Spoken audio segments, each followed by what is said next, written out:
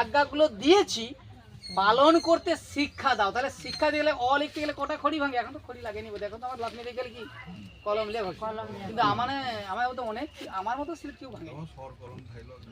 হ্যাঁ, সর কলমে আমি লিখছি, তো সে মাটিয়া খড়িতে লিখছি, দুধিয়া খড়িতে লিখছি, ঠিক আছে। আমি সিলটের কথা কইটি,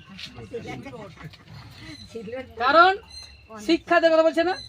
তাহলে অ শিখতে গেলে ছেলে মেয়েকে কটা স্লেট ভাঙতে হয়? তাহলে আপনি চিন্তা করুন যে শিক্ষা নিতে গেলে একদিনে পারবে না। এখন যদি বলি তোমরা প্রার্থনা করে খাবে আর পেটের খারাপ হবে না, বলে দাদা ভাই আমার অনেকদিন মনে রয়নি।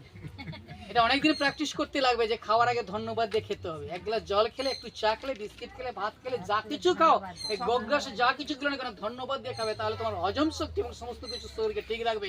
বলছে আমার মনে থাকে না, আবার সমস্যা তাই দাদা মনে নেই, আমার হাফ খাওয়ার পরে মনে হয়েছে, পিছনে গল্প